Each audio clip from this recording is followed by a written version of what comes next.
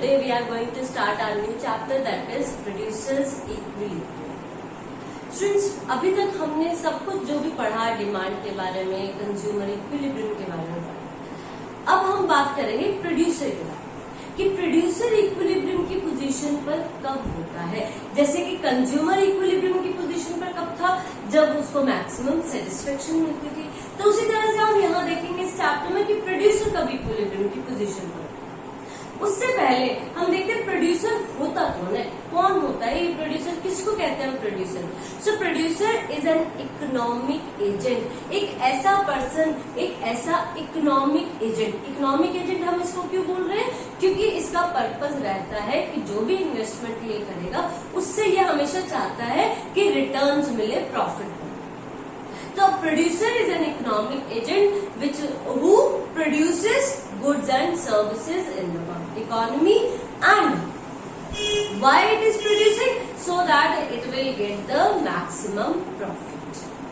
देखते हैं definition. A producer is an economic agent. Economic agent है एक ऐसा जो कि who undertakes the production of goods and services, कि जो गुड्स और सर्विसेज की प्रोडक्शन करता है with the view to maximizing its profit। क्या सोचकर, ताकि वो अपना प्रॉफिट मैक्सिमम कर सके। तो प्रोड्यूसर इक्विलिब्रियम की पोजीशन में कब होगा, देखो प्रोड्यूसर का मेन जो मोटिव रहता है, मेन जो गोल रहता है, वो रहता है प्रॉफिट मैक्सिमाइजेशन। तो प्रोड्यूसर इक्विलिब्रियम की पोजीशन पर भी तभी रहेगा जहां पर उसको प्रॉफिट मैक्सिमम होगा। So producer equilibrium, it refers to the situation of profit maximization. It means producer strikes its equilibrium at that point where he will get maximum profit. कि जहां पर उसको मैक्सिमम प्रॉफिट मिलेगा वहां पर प्रोड्यूसर इक्विलिब्रियम की position. अब यहाँ पर हमारा देखो प्रॉफिट किसके इक्वल होता है, हमें पता है। हम यहाँ पर प्रॉफिट को पाई से डिनोट करते हैं। इसको लिख लो प्रॉफिट, इसको हम लिखते हैं, डिनोट करते हैं पाई से। एंड प्रॉफिट क्या होता है हमारे पास, total cost minus total revenue, sorry total revenue minus total cost. क्या आप रेवेन्यू में से कॉस्ट को माइनस कर दीजिए, वहां से हमारे पास क्या आ जाता है, प्रॉफिट। जितना ज्यादा ये गैप रहेगा उतना ही ज्यादा प्रॉफिट रहेगा प्रोड्यूसर। ओके, तो प्रोड्यूसर का जो मेन मकसद रहता है, गोल रहता है, वो ये रहता है कि वो इस गैप को मैक्सिमम कर सके, यानी कि टीआर जो टोटल रेवेन्यू है वो ज्यादा रहे और टोटल कॉस्ट क्या रहे, कम रहे। नेक्स्ट, अब हमारे पास प्रॉफिट अलग अलग तरह के प्रॉफिट होते हैं। जैसे सबसे पहले हम बात करते हैं इकोनॉमिक प्रॉफिट और अकाउंटिंग प्रॉफिट। प्रॉफिट क्या है, इकोनॉमिक प्रॉफिट वही pi T R minus TC. लेकिन इकोनॉमिक प्रॉफिट के अंदर क्योंकि हमारे पास देखो कॉस्ट कितनी तरह के, दो तरह के हमारी, हमने कॉस्ट पढ़ी थी, इम्प्लिसिट कॉस्ट और एक्सप्लिसिट कॉस्ट। ठीक है, तो जब हम इकोनॉमिक प्रॉफिट निकालते हैं तब हम इसमें दोनों ही कॉस्ट इंक्लूड करते हैं, हमारी इम्प्लिसिट कॉस्ट भी प्लस एक्सप्लिसिट कॉस्ट, दोनों तरह की कॉस्ट हम इसमें इंक्लूड करें।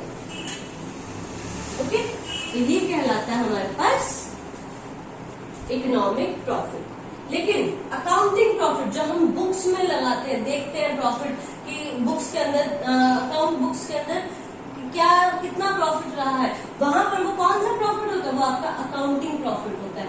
हम वहां पर इकोनॉमिक प्रॉफिट नहीं निकालते। इकोनॉमिक प्रॉफिट सिर्फ इकोनॉमिक्स में देखा जाता है, जनरल सेंस के अंदर हम सिर्फ अकाउंटिंग प्रॉफिट को देखते हैं। और अकाउंटिंग प्रॉफिट कैसे निकाला जाता है, that profit is equal to T R minus TC, जिसमें टीसी कौन सी माइनस सब्जेक्ट होगी, ओनली आपकी एक्सप्लिसिट कॉस्ट, एक्सप्लिसिट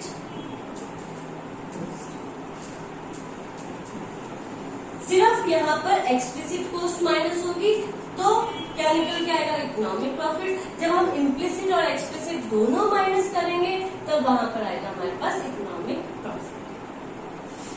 नेक्स्ट आता है हमारे पास gross profit and net profit. Gross profit देखो ग्रॉस प्रॉफिट क्या है कि जब हमारे प्रॉफिट में टीआर में से, टोटल रिवेन्यू में से आप टीवीसी सिर्फ वेरिएबल कॉस्ट को माइनस कर रहे हैं तो वहां पर हम उसको बोलते हैं ग्रॉस। कि हमने जो लेबर लगाई है, जो हमने वेरिएबल कॉस्ट है हमारी, जो रॉ मटेरियल वगैरह, उसको कॉस्ट को माइनस कर दिया तो वो आ गया एक तरह से हमारा ग्रॉस प्रॉफिट। अब नेट प्रॉफिट क्या होगा आपके पास? नेट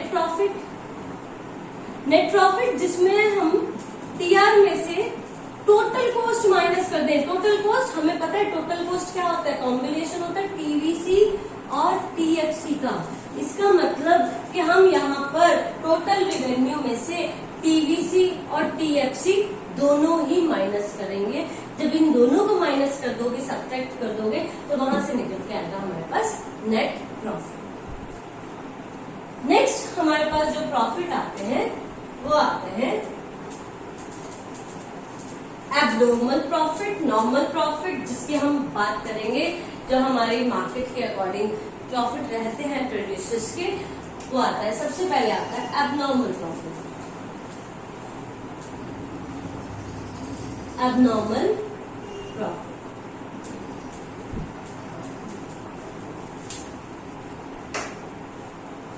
मीन्स ऐसा प्रॉफिट जहां पर आपका जो टोटल रिवेन्यू है वो ग्रेटर देन है टोटल कॉस्ट से, उसको बोलते हैं हम एबनॉर्मल प्रॉफिट। अब अगर मैं दोनों साइड इसको क्यू से डिवाइड कर दूं तो ये किसका फॉर्मूला बन गया? मेरे पास एआर था और ये एसी। इट मीन्स कि यहाँ पर मेरा क्या होना चाहिए? AR greater than AC. कि जब मेरा एवरेज रिवेन्यू ग्रेटर देन है एवरेज कॉस्ट से, तो वहां पर प्रोड्यूसर को कैसे प्रॉफिट मिलेंगे? एबनॉर्मल प्रॉफिट मीन्स बहुत ज्यादा, जो सुपर नॉर्मल हम जिसको बोलते हैं प्रॉफिट, वो जनरेट होते हैं। बहुत अच्छा प्रॉफिट मिलता है इस केस में। नेक्स्ट केस आता है आपके पास नॉर्मल प्रॉफिट। नॉर्मल प्रॉफिट में कैसा होता है कि आपका जो टीआर है, टोटल रिवेन्यू, इक्वल होता है टोटल कॉस्ट। मीन्स जितनी कॉस्ट है उसी के अकॉर्डिंग उतना ही हमारा रेवेन्यू जनरेट होता है। यहाँ पर भी मैं डिवाइड कर देती हूँ दोनों को क्यू से, तो क्या आ जाएगा? ये AR is equals to AC। तो नॉर्मल प्रॉफिट किस केस में होगा? AR is equals to AC के केस में। और हर एक प्रोड्यूसर एटलीस्ट नॉर्मल प्रॉफिट चाहता है कि कम से कम उसको जो मिनिमम प्रॉफिट है वो कितना हुए? नॉर्मल प्रॉफिट के बराबर हुए। अगर ये नहीं होता तो वो अपनी इन्वेस्टमेंट शिफ्ट कर लेता है, कैपिटल शिफ्ट कर लेता है, उस बिजनेस को छोड़ देता है। और नेक्स्ट आपके पास आता है सब नॉर्मल प्रॉफिट। सब नॉर्मल प्रॉफिट को आप लॉसेस भी बोलते हैं। लॉस कब होगा प्रोड्यूसर को? जब टीआर क्या होगा? लेस देन होगा किससे? टीसी से। टीआर लेस देन है हमारा टीसी से। यहाँ पर भी हम क्यूब से डिवाइड कर देते हैं बोथ। और लॉस कब होगा? जब एआर लेस देन है आपका एसी से। एवरेज कॉस्ट से लेस हो गया हमारा एवरेज रिवेन्यू, तो हम बोलेंगे वहां पर हमारा जो लॉस है प्रोड्यूसर वो बियर करे। तो एबनॉर्मल प्रॉफिट मीन्स बहुत अच्छे प्रॉफिट हो रहे हैं। कब? जब एआर ग्रेटर देन है एसी से। नॉर्मल प्रॉफिट यानी कि नॉर्मल है, मिनिमम जितना प्रॉफिट प्रोड्यूसर चाहता है वो कौन सी कंडीशन है? जब एआर इक्वल है एसी के। और लॉस कब बियर करेगा प्रोड्यूसर? जब एआर यानी कि रिवेन्यू मतलब इनकम क्या होगी? कॉस्ट से कम होगी। AR is less than AC. तो ये थे हमारे different types of profit. Now next we will discuss about the conditions of producer equity. Students, next we will discuss about the conditions of producer equity. कि कौन कौन सी condition है, कि ये 3 कंडीशन होनी ही चाहिए, तभी हम कह सकते हैं कि प्रोड्यूसर इक्विलिब्रियम की पोजीशन में है। तो वो कंडीशंस कौन सी है? सबसे पहले फर्स्ट कंडीशन कि एमसी किसके इक्वल होना चाहिए? आपका एमआर के इक्वल, यानी कि मार्जिनल कॉस्ट मार्जिनल रिवेन्यू के इक्वल होना चाहिए। First condition. Second condition, MC must be rising when MR is equals to MC. जब एमआर एमसी के इक्वल है तो एमसी उस टाइम पर कैसा होना चाहिए? मस्ट बी राइजिंग, यानी कि राइजिंग पोजीशन में, इंक्रीजिंग पोजीशन में होना चाहिए। और थर्ड क्या आता है आपका कि AC is greater than equal to ABC, कि जो एवरेज कॉस्ट है जो हमारी, वो एवरेज कॉस्ट, सॉरी यहाँ पर आएगा आपका एवरेज रिवेन्यू, कॉस्ट नहीं आएगा यहाँ, एवरेज रिवेन्यू। आपका जो एवरेज रिवेन्यू है वो क्या होना चाहिए, ग्रेटर देन होना चाहिए ABC से। मीन्स कि जो रिवेन्यू है वो इतना एटलीस्ट होना चाहिए कि वो कवर कर सके हमारी वेरिएबल कॉस्ट। ठीक है, फिक्स्ड कॉस्ट हो सकता है प्रोड्यूसर ना कवर कर पाए, पर एटलीस्ट उसको वेरिएबल कॉस्ट कवर जरूर करनी पड़ेगी। तभी हम कह सकते हैं, अगर ये तीनों कंडीशंस हैं, तभी हम कह सकते हैं कि प्रोड्यूसर इक्विलिब्रियम की पोजीशन। तो इसी को हम एक्सप्लेन करते हैं पहले टेबुलर फॉर्म में, कि टेबल के थ्रू हम देखते हैं कि यहाँ पर कैसे इसको देख सकते हैं, कर सकते हैं। देखो यहाँ पे मैंने टेबल फॉर्म के आउटपुट लिखा है 1 2 3 4 5 6 11 तक। MR हमारा कांस्टेंट है, ठीक है, MR, और ये है हमारा MC। क्योंकि जो TR होता है, TR क्या होता है, समीशन ऑफ MR। तो इसका समीशन करते जाओ, यहां से क्या आ गया आपके पास, TR की वैल्यू। और TVC क्या होता है, TVC होता है हमारे पास समीशन ऑफ MC। ध्यान रखना, TVC समीशन ऑफ MC होता है, TC समीशन ऑफ MC नहीं होता है। ठीक है, TVC क्या होता है, समीशन ऑफ MC। तो MC का सम करते जाइए तो वहां से हमारे पास क्या निकल के आ जाएगी, TVC। अच्छा, मैंने अब ये TR और TVC ही क्यों निकाला, क्योंकि हमने अभी पढ़ा कि हमारा जो ग्रॉस प्रॉफिट है, ग्रॉस प्रॉफिट वो किसके इक्वल होता है हमारे पास, TR माइनस TVC। ओके, और प्रोड्यूसर कब इक्विलिब्रियम की पोजीशन पे होगा, जब उसका प्रॉफिट मैक्सिमम होगा, यानी कि TR और TVC का जो गैप है, जो डिफरेंस आएगा, वो मैक्सिमम होगा। तो वहां पर हमारा प्रोड्यूसर इक्विलिब्रियम की पोजीशन। तो सबसे पहले हम चेक करते हैं कि कहां पर हमारा ये कंडीशंस, तीनों कंडीशंस फुलफिल हो गई। तो सबसे पहले तो देखेंगे, हम कंपेयर करेंगे मार्जिनल कॉस्ट और मार्जिनल रिवेन्यू को। देखो, मार्जिनल रिवेन्यू, मार्जिनल कॉस्ट क्या फर्स्ट आउटपुट पे इक्वल है, नहीं है। सेकेंड आउटपुट पे बिल्कुल, इस कंडीशन में यहां पर दोनों इक्वल है, MR इक्वल टू MC। और कहां पर है, कंपेयर करते जाओ, देखो तो हमें दिखा कि यहाँ ये जो 10th लेवल ऑफ आउटपुट है हमारा, यहाँ पर हमारा MC इक्वल है MR के, यहाँ पर भी 12th। तो फर्स्ट कंडीशन तो हमारी इन दोनों सिचुएशन में फुलफिल हो गई है। लेकिन सेकंड कंडीशन क्या है, MC मस्ट बी राइजिंग, कि MC कैसा होना चाहिए, राइजिंग पोजीशन में होना चाहिए। अब फर्स्ट पोजीशन देखो, पहले जो फर्स्ट वाला यहाँ पर MR इक्वल टू MC जो है, लेकिन क्या इसके बाद वाली वैल्यू देखो MC की 12 के बाद क्या आ गया 10। तो क्या ये राइजिंग पोजीशन में है, नहीं, ये क्या हो गया, ये तो डिक्रीज हो गया। इसका मतलब ये हमारा इक्विलिब्रियम का पोजीशन नहीं। यहाँ देखते हैं सेकंड में, यहाँ पर MR इक्वल है MC के, बिल्कुल है। और 12 के बाद क्या आया, MC की कॉस्ट 15, यानी कि इंक्रीज हो रही है MC। तो हमारा इक्विलिब्रियम पोजीशन क्या बन जाएगा हमारे पास, यहाँ पर 10th लेवल ऑफ आउटपुट। ठीक है, और यहीं पर हमारा जो AR है, एवरेज रिवेन्यू भी, वो क्या होगा, एटलीस्ट क्या होना चाहिए, greater than equal to ABC। या तो ग्रेटर होना चाहिए या फिर इक्वल तो होना ही चाहिए, तभी इक्विलिब्रियम की पोजीशन में आएगा प्रोड्यूसर। अगर AR एवरेज रिवेन्यू आपका लेस हो जाता है, इसका मतलब उसको लॉस बियर करना, और कोई भी प्रोड्यूसर लॉस बियर करना नहीं चाहता। अब हम देखते हैं कि प्रॉफिट मैक्सिमाइजेशन कहां पर होता है, वो भी चेक करते हैं हम। देखो 12 TR में से TVC माइनस करो, 12 में से माइनस करेंगे 15, कितना आएगा आपके पास, -3। सिमिलरली 24 में से माइनस करेंगे तो -3। 36 में से 37 माइनस करेंगे तो -1।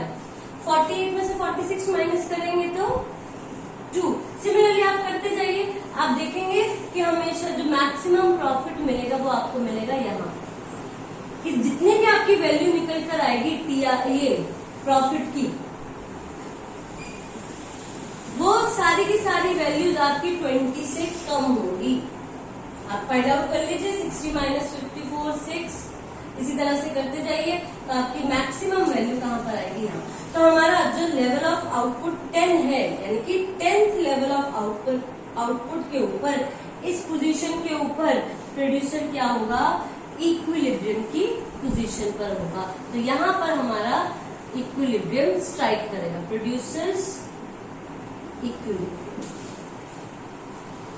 तो ये था हमारा टेबुलर फॉर्म में रिप्रेजेंटेशन कि किस तरह से जो प्रोड्यूसर है वो इक्विलिब्रियम कहां पर अचीव कर। अब इसी को ही हम डायग्रामेटिकली टेबल में हमने सॉल्व करके इसको एक्सप्लेन, जब भी आप क्वेश्चन करेंगे तो वहां पर इसको एक्सप्लेन करके दिखाएंगे।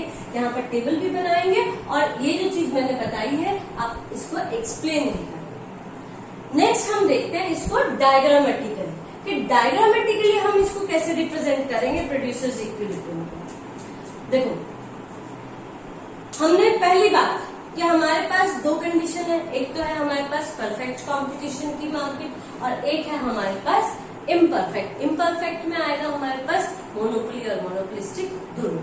तो सबसे पहले हम बात करते हैं हमारी परफेक्ट कंपटीशन की।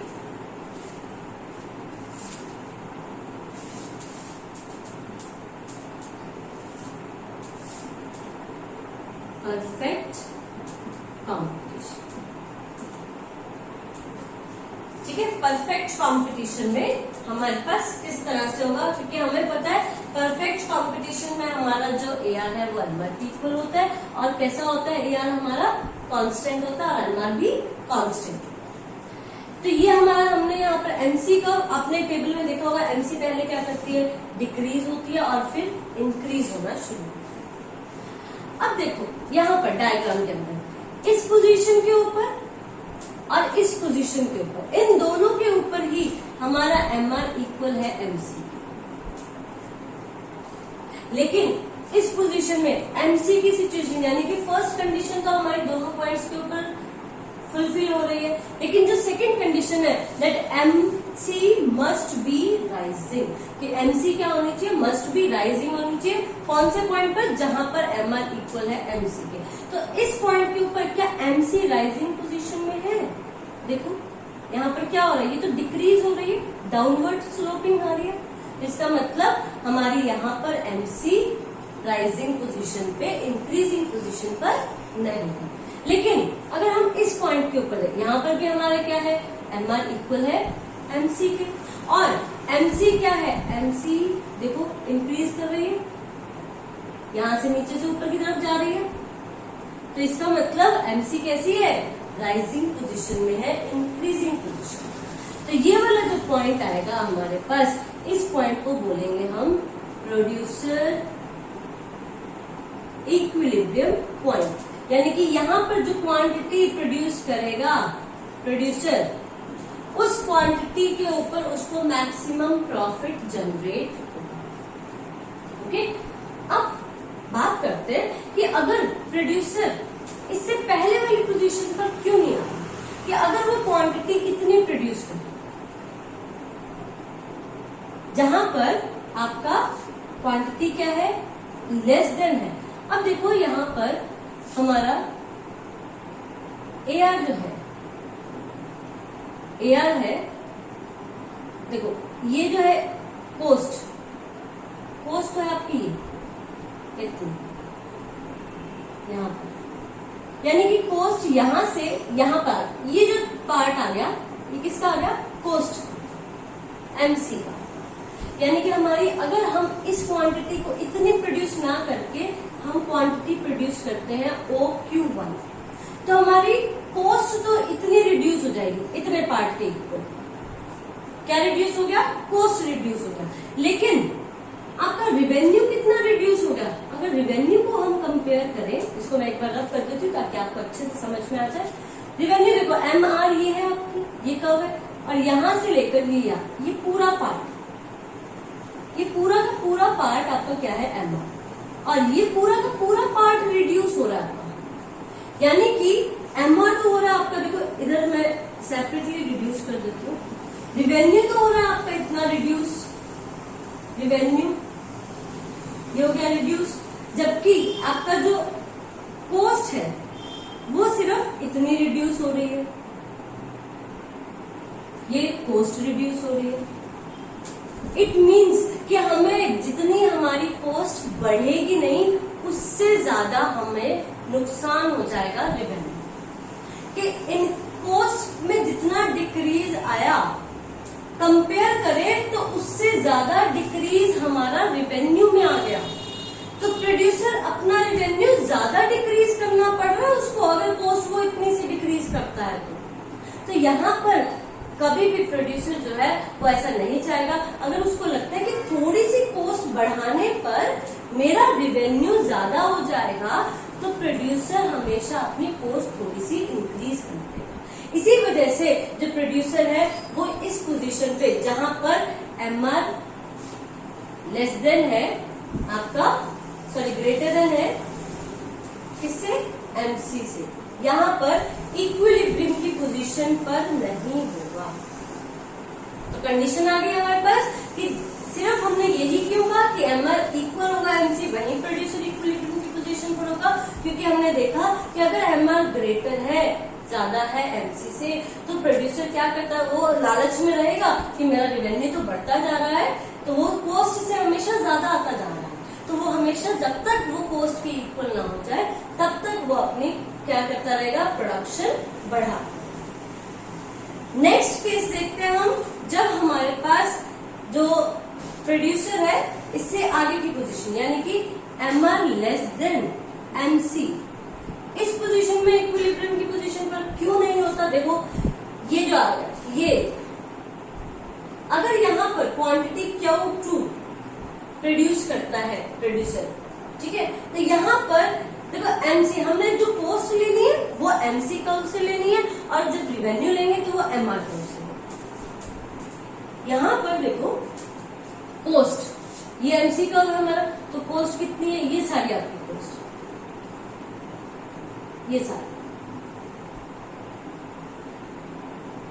ये सारा क्या है हमारे पास, कॉस्ट, यानी कि कॉस्ट तो है हमारी इतनी,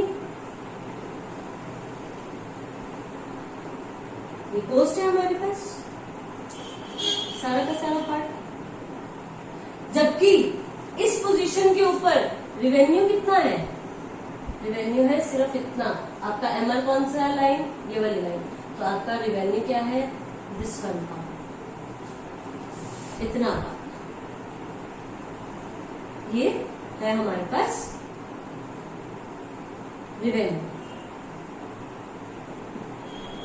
अब यहाँ पर देखो, यहाँ पर तो कॉस्ट ज्यादा आ रही है, रेवेन्यू कम है, तो कोई भी प्रोड्यूसर नुकसान, यहाँ पर क्या होगा, उसको लॉस हो जाएगा कि कॉस्ट ज्यादा आ रही है रेवेन्यू के, तो क्या कोई प्रोड्यूसर चाहेगा कि लॉस हो उसे, बिल्कुल नहीं। इसलिए वो इस पोजीशन पर भी प्रोड्यूसर इक्विलिब्रियम की पोजीशन पर नहीं होगा। तो प्रोड्यूसर इक्विलिब्रियम की पोजीशन पर कब होगा, when MR is equals to MC and also MC rising, when MR is equals to MC। अगर हम ABC की और AR की बात करें, अगर ABC की बात करते हैं तो देखो ABC कर्व कैसा होगा आपके पास, ABC कर्व होगा इस तरह से,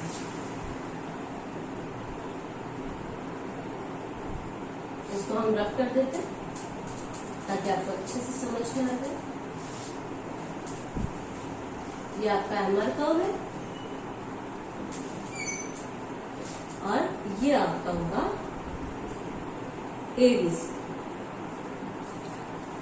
इसका मतलब ये है कि कम से कम एटलीस्ट AR क्या होना चाहिए, ABC के इक्वल होना चाहिए, और इसको हम बोलते हैं शट डाउन पॉइंट, जहां पर हमारा ABC इक्वल होता है शट डाउन पॉइंट। देखो ये मैं अभी एक्सप्लेन करती हूँ, दो तरह के हमारे पॉइंट्स होते हैं। उससे पहले एक चीज समझो कि एटलीस्ट जो है जो प्रोड्यूसर है वो इतनी कॉस्ट, इतना रेवेन्यू तो जनरेट करना चाहता ही है कि मिनिमम एटलीस्ट उसको रेवेन्यू उसकी वेरिएबल कॉस्ट के इक्वल उसे रिसीव, ठीक है, तभी हम कहेंगे कि प्रोड्यूसर क्या है, इक्विलिब्रियम की पोजीशन। रेवेन्यू इससे ज्यादा हो सकता है, ग्रेटर देन हो सकता है, और एटलीस्ट क्या हो, इक्वल टू भी हो, कि ग्रेटर देन है तो मोर देन कंजप्शन की बहुत अच्छी बात है, रिवेन्यू हमें ज्यादा मिल रहा है कोर्स से, लेकिन अगर वो इक्वल भी है तब भी उसको सेटिस्फेक्शन है कि चलो कोई बात नहीं, कम से कम मेरी वेरिएबल कॉस्ट निकल रही है, इसलिए प्रोड्यूसर चाहता है कि एटलीस्ट उसकी वेरिएबल कॉस्ट तो आएगी, उसके पास रिसीव हो। अगर ये एवरेज वेरिएबल कॉस्ट कम हो जाता है रिवेन्यू हमारा इससे, तो वहां पर प्रोड्यूसर बंद कर देता है अपनी प्रोडक्शन को, यानी कि फर्म को छोड़ देता है। नेक्स्ट हम बात करते हैं, ये तो थी हमारी परफेक्ट कॉम्पिटिशन की बात। नेक्स्ट हम बात करते हैं हमारी इम्परफेक्ट कॉम्पिटिशन। इम्परफेक्ट कॉम्पिटिशन में हमारे पास क्या आएगा, सेम वही उसी तरह से यहाँ पर हम आउटपुट और यहाँ पर आपका रिवेन्यू एंड कॉस्ट, आपका एमआर कर्व कैसा होता है, इस तरह का होता है हमारा एमआर, और एमसी कैसा होगा यहाँ पर, इस तरह से एमसी, यानी कि ये वाला पॉइंट जो है यहाँ पर क्या है हमारा, एमआर इक्वल है एमसी के, और एमसी कैसी है, इंक्रीजिंग, स्लोप कैसे है इसका, इंक्रीजिंग राइजिंग स्लोप है, ठीक है। तो यहाँ पर इस पोजीशन पे हमारा जो प्रोड्यूसर है वो इक्विलिब्रियम की पोजीशन पर होगा। ये आपका केस, ये वाला डायग्राम हमारा बनेगा मोनोपोली एंड मोनोपोलिस्टिक कंपटीशन। सिर्फ डिफरेंस क्या है यहाँ पर, अगर मोनोपोली बना रहे हैं तो एमआर थोड़ा सा इस तरह से होगा, अगर मोनोपोली कंपटीशन बना रहे हैं तो एमआर थोड़ा सा फ्लैटर कर दो बस इसको, ये तो हो गया मोनोपोलिस्टिक का एमआर, और ये हो गया हमारे पास एमआर ऑफ मोनोपोली, ठीक है। अलग अलग आप इसको बनाएंगे, इकट्ठा नहीं बनाएंगे, यहाँ पर सिर्फ मैंने आपको समझाने के लिए इकट्ठा कर दिया कि अगर मोनोपोली की है तो एमआर थोड़ा सा इधर ओरिजिन की तरफ शिफ्ट हो जाएगा क्योंकि लेस इलास्टिक होता है, और अगर मोनोपोलिस्टिक कंपटीशन है तो मोर इलास्टिक है तो थोड़ा सा फार अवे हो जाएगा ओरिजिन से, लेकिन जो एमसी कर्व रहेगा वो इसी तरह से ही रहेगा। और मोनोपोली का अगर केस कर रहे हैं तो आपका इक्विलिब्रियम पॉइंट दिस वन ये आ जाएगा ई, और अगर मोनोपोलिस्टिक कंपटीशन का कर रहे हैं हमारे पास तो हमारे पास ये वाला पॉइंट आ जाएगा ई, जहां पर प्रोड्यूसर इक्विलिब्रियम की पोजीशन। अब इसके बाद हम बात करते हैं ब्रेक इवन पॉइंट और शट डाउन पॉइंट। दो पॉइंट्स होते हैं हमारे पास, एक होता है ब्रेक इवन पॉइंट और एक होता है हमारे पास शट डाउन पॉइंट।